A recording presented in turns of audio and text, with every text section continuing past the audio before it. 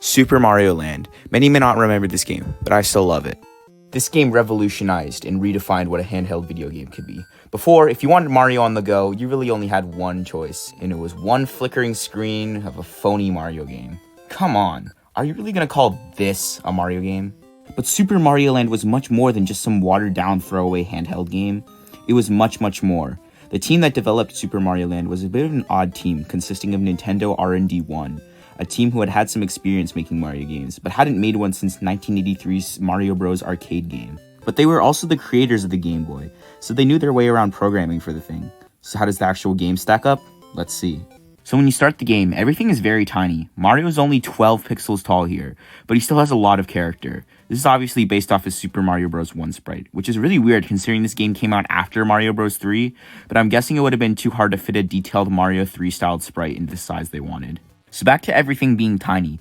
This game has little screen crunch. You can see about as much as a regular home console Mario game.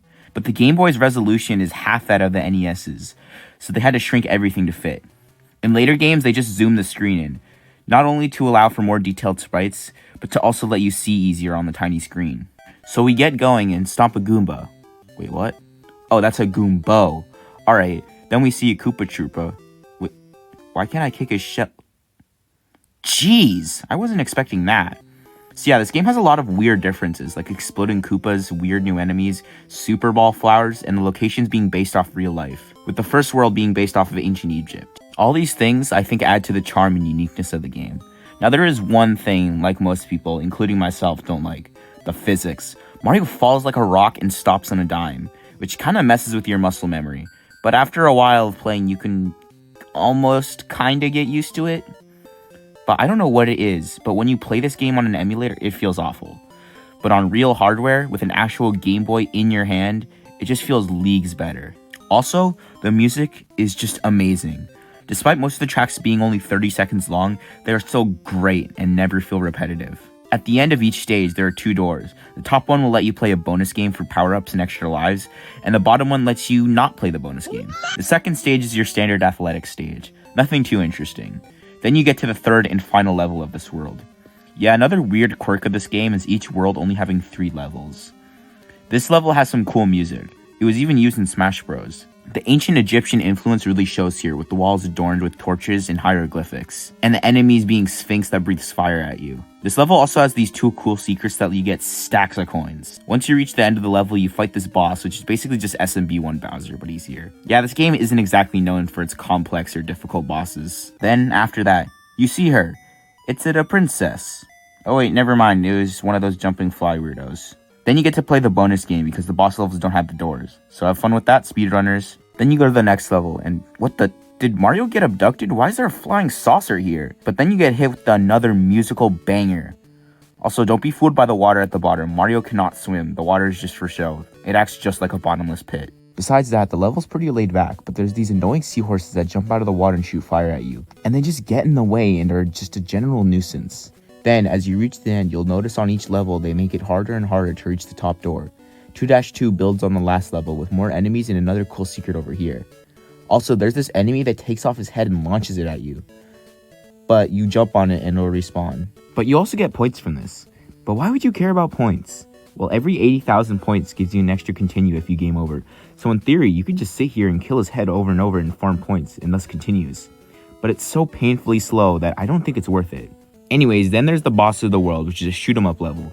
What a weird idea for a Mario game, right?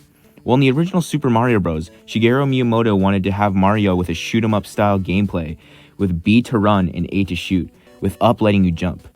However, this level has more traditional shoot 'em up gameplay, similar to Galaga, but turned horizontally and auto-scrolling. And it's surprisingly fun. The boss for this level looks kind of intimidating, but you don't even have to damage them. You can just fly under them, break these bricks, and push the button. Then, yeah, it's over. Then, yo! It's the Moai statues, the Sigma emoji! This level is based off Easter Island, obviously, with the Moai statues in the background and his enemies situated throughout the level. Also, there's these flying ones. I hate them. They bounce all over the place until they bump into you and you die. Also, at the end, there's these rocks that you gotta hop across. Then 3-2 isn't any better, with it having a huge difficulty spike. That is the one fatal flaw I'm willing to admit this game has. But with it being as short as it is, they needed to have some sort of spike. Otherwise, the end would have been too easy. Also, there's these bug things that come down. I hate them too. I might just be blind, but they seem to come out of nowhere and kill me. It isn't helped by the shitty Game Boy screen. This level also has some secrets, and they're accessed in a similar way to 1-3. Then, 3-3 is also pretty difficult. There's also this one section. Oh, gee, look at that jump. What the hell? Then there's this part here that demonstrates my point from earlier about Mario falling like a rock. Then there's the boss. And of course, they're a joke. You can just damage boost through them. Then another princess fake out, and we make it to World 4, the Chai Kingdom.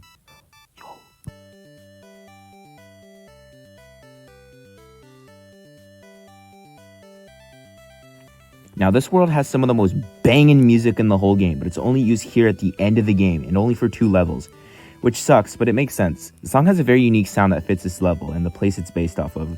That, of course, being ancient China. Another element taken from ancient China here is the Pianpi, based off the Chinese Jiangxi.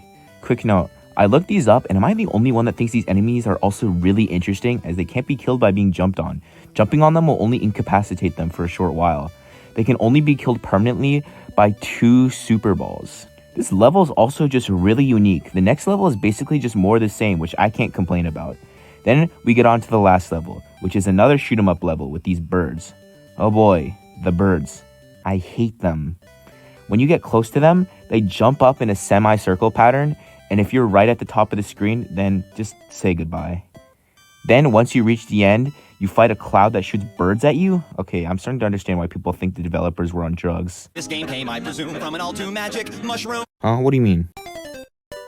After that is the boss, Tatanga. Just spam the fire button without really caring where your shots land and dodge his projectiles. And eventually some of your shots hit him and you'll go down.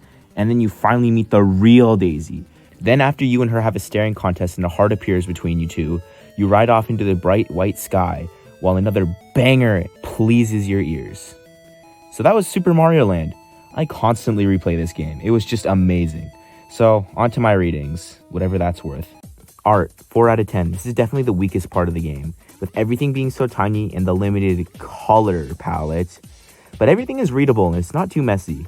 Music, 9 out of 10. Every song is amazing, a perfect amount of variety. I just wish they were all longer. Gameplay, 8 out of 10. There's some difficulty curve problems and the physics are difficult to get used to, but overall pretty solid. So I give the game a final rating of 8.5 out of 10. Short and sweet. So now let's talk about the game's legacy. The game went on to sell 18 million units, outselling Mario 3 by over 1 million units. Obviously, I gotta mention the Super Mario Land rap by the Ambassadors of Funk, a UK rap song about the game with a UK rapper Einstein going under the name MC Mario and providing vocals for the song. Then, of course, we can't talk about Legacy without mentioning Super Mario Land 2. Obviously, this is the game's sequel that went on to kickstart the Wario Land series. And we can't forget about how this game introduced Daisy, who's been an integral part of the series, even becoming playable in Super Mario Bros. Wonder.